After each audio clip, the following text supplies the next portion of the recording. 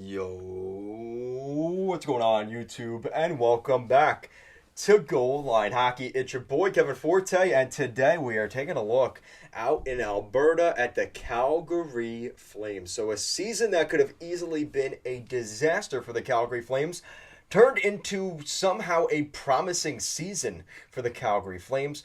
We have a crazy timeline of up and downs so far here in 2022 for the Calgary Flames and their fans. So if you guys remember, in the beginning of this year, at the trade deadline, they acquired Tyler Toffoli from the Montreal Canadiens to acquire some more scoring depth.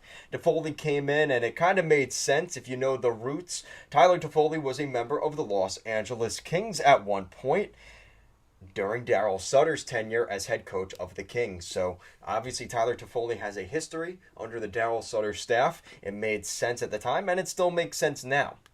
They were going for it, trying to win a Stanley Cup this spring. They ultimately make the playoffs. Not only did they make the playoffs, but they won the Pacific Division this year, which a lot of people didn't have Calgary in that spot. They assumed it would have been a team like Vegas, but that was not the case. It was the Calgary Flames, led by Jacob Markstrom, who has had an impressive season all year, a Vezina finalist. Jacob Markstrom was the real deal this year. So they make the playoffs, and they play the Edmonton Oilers, and they end up getting demolished. They lost in 5 games in the second round of the Stanley Cup playoffs. A really disappointing, tough pill to swallow for them. And the Calgary Flames are all of a sudden eliminated and asking a lot of questions. What's the security of Johnny Gaudreau? We have to re-sign Matthew Tkachuk. What is going to happen to this team? Well, we got all those things answered. So, Johnny Gaudreau really took his time. He really waited to the last minute, and he said, I'm not going to sign in Calgary, and I'm just not there. And he ended up going to free agency. He ends up signing in Columbus. And that's where the dominoes fall. So, with that, Matthew Tkachuk all of a sudden is saying to himself, all right, well, Johnny Gaudreau just left in free agency. He was one of my line mates. I don't want to stay in Calgary either. And next thing you know, Matthew Tkachuk is now traded to a team on the East Coast that couldn't be more similar to the Calgary Flames in the Florida Panthers. Same thing. Got to the second round of the playoffs, played their in-state rival, in-province rival, the Tampa Bay Lightning, got swept, embarrassed, and ended up in a spot where they wanted some change. So it was a perfect match. It was a match made in heaven. You see the Calgary Flames trading out Matthew Tkachuk and I think like Cole Schwint or something like that. The other way, the Florida Panthers gave up Jonathan Huberdeau and Mackenzie Weegar, who were the biggest assets in that trade. So with that out of the way, now that's another huge piece moved out. 2 of your top 3 players on your first line gone out of the organization.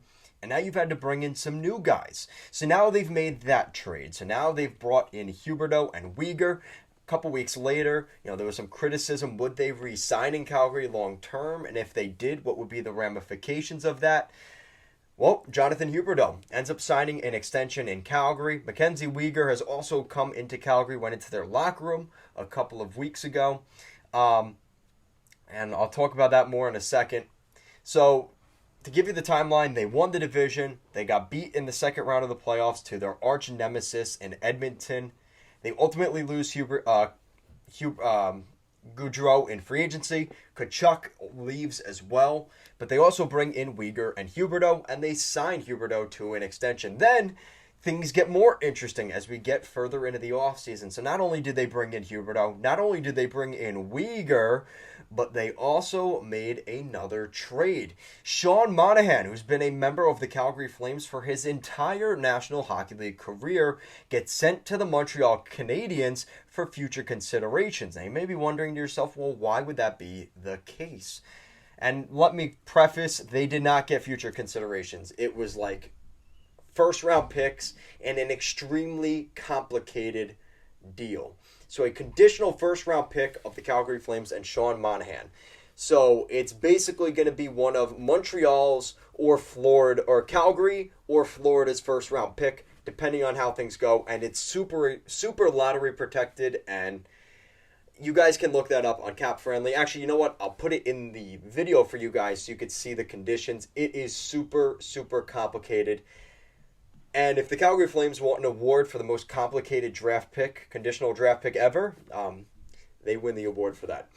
So now they've made that move. Now, why would they move out that cap space? That's a great question. Because they bring in forward Nazem Kadri from free agency. So now you're looking at Tkachuk and Gaudreau leaving. In exchange, they bring in Huberdeau, Weegar, and they also bring in Nazem Kadri for Sean Monahan. So when you look at it in that sense, Calgary did pretty well this summer. They've kind of reallocated their assets, rebuilt up their arsenal, and to sit here and say today that the Calgary Flames not only might not make the should be a playoff team, they could win that division again and maybe go on a deep playoff run. Now again, we said this last year, right? This past season. So if you look at it in this sense, with what the Calgary Flames had last year, they couldn't make it out of the second round with that team they had. Except this time around, 1-for-1, Monahan for Kadri. I'll take Kadri. Thank you very much. And you could kind of debate Tkachuk and, Tkachuk for Huberdeau and Weegar. That's debatable, but their blue line got better. You also have to remember they did lose Eric Goodbranson this offseason, so Weegar probably playing with Zadorov next year.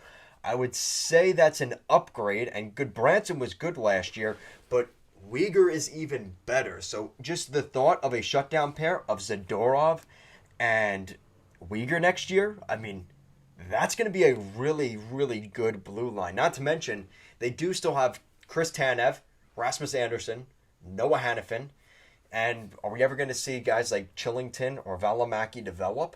This team is going to be good. And I think that Calgary is on the precipice again, there's a lot of ifs, but if we see another season from Jacob Markstrom that we saw this past season, plus the additions of Huberdeau and Kadri, this team's going to be very, very good. And I think the Calgary Flames, I might be going out on a limb, and to be honest, as an American, I don't want to see the Cup go north of the border.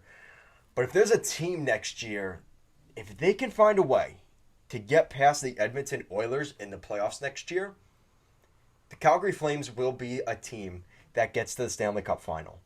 Now, I had them going to the Cup final this year, and they did disappoint me. But let me know what you guys think in the comment section down below. Do you think this is the year for the Calgary Flames to get it done? Because with the decisions they made this summer, they sacrificed the future to some extent. Because Tkachuk is going to be a great player probably for the next decade in Florida. So you're sacrificing for a little bit older guys like Weegar and Huberdeau that are going to be good for the next couple of seasons, and on the back half of that contract aren't going to be as good. But it doesn't matter in 4, 5, 6, 7 years from now. The contracts and the moves they made this summer get them better today and this season, and maybe even next season as well. So let me know what you guys think. Thank you so much for watching, and I will see you guys again next time.